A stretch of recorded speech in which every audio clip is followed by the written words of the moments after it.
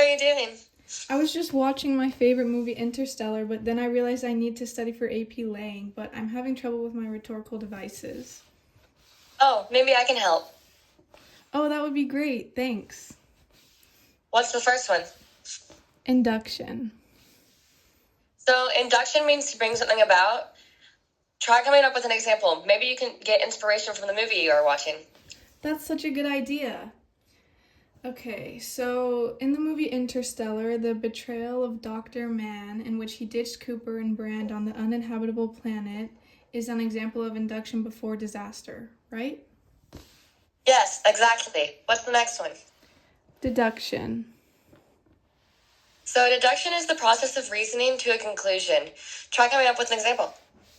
Okay, an example of deduction in the movie Interstellar is the understanding that the ghost in Murph's bedroom was her dad, Cooper, all this time, who was communicating with her through a future dimension in space. In the beginning of the film, it was hinted as an external force pushed books off of Murph's bookshelf. A long time later, once Murph was an adult and her father was still in space, she returned to this bedroom. This time, a watch is being acted on by an external force. Cooper, in the Tesseract, which is a physical time dimension, interacts with Murph through her timeline through a manipulation of the watch. Cooper then understands that he is Murph's childhood bedroom's ghost. Wow, yes, that is an amazing example. What's the next point? Device. Apotheosis. Okay, so apotheosis is the climax or the highest point. Now you come up with an example. The apotheosis of the movie Interstellar is when Cooper is pulled into the Tesseract after falling into a black hole. Good job. What's next?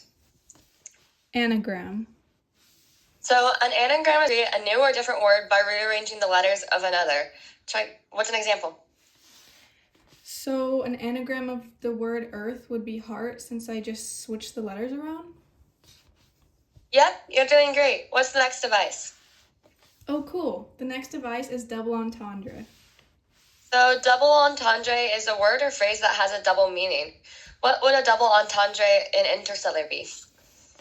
An example of double entendre in Interstellar would be when Cooper uses Murphy's Law, which is anything that can happen will happen, to encourage his daughter that they will see each other again.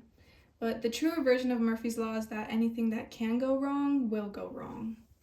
Wow, that's a really interesting example. What's next? The next device is enumeratio.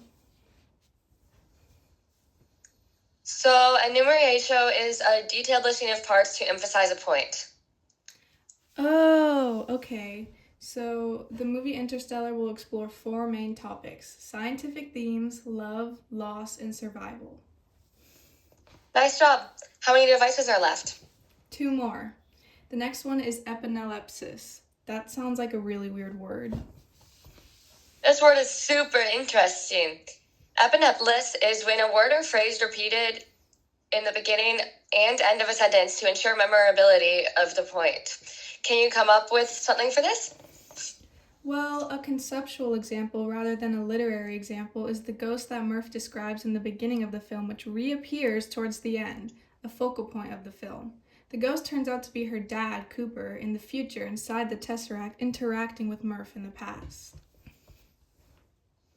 Wow, that's an amazing example. What's the last rhetorical device you need help with? Metalepsis. It sounds similar to epinelepsis. It does. Metalepsis is the substitution of one figurative sense for another, or when a story violates its own internal logic. Oh, so it's like a paradox. Yes. Then an example of metalepsis in the movie Interstellar is when Cooper communicates with his daughter, Murph, across time and dimensions in the Tesseract. Cooper is affecting the story's narrative past by interacting with it through a future dimension and manipulating the books on Murph's bookshelf. Yeah, it totally is like a paradox. See, you totally got this. You nailed every example. Thanks for helping me study. Now I for sure know what each rhetorical device means, and I don't need to stress about learning them anymore. Of course. Bye.